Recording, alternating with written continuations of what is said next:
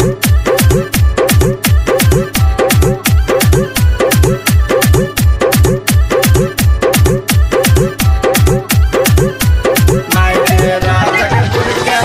Gautam DJ Gautam आप सुन रहे हैं एसके म्यूजिक की शानदार प्रस्तुति।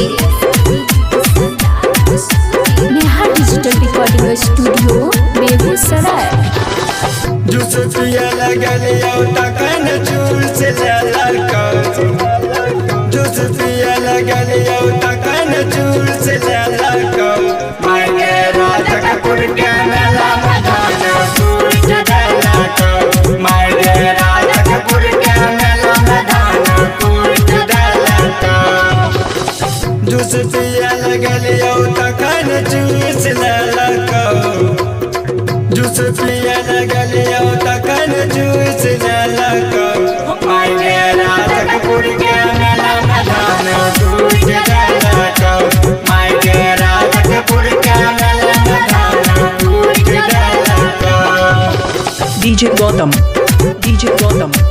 मांगे राजकपुर के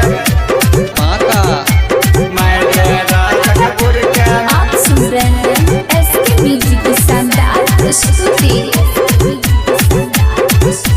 Neha digital recording studio Begusarai.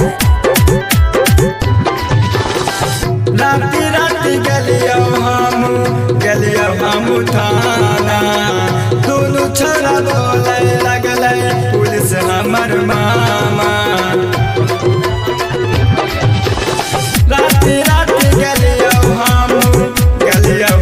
थाना दोनों छोरा बोले लगले पुलिस हमर मामा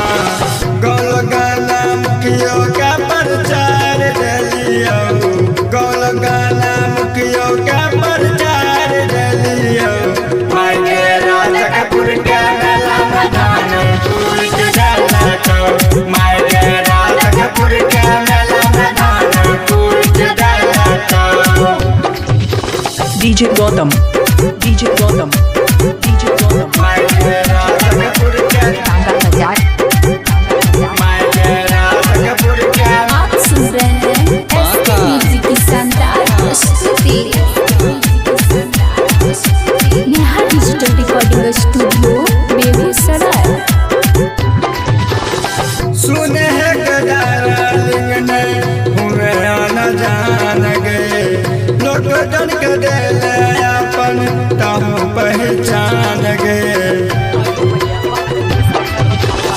सुने है गदालिंग ने हुए न जान गए लोग डर के दिले अपन ताहू पहचान गए मजीद हटवा हमर जूस ललको मजीद हटवा हमर जूस ललको मांगे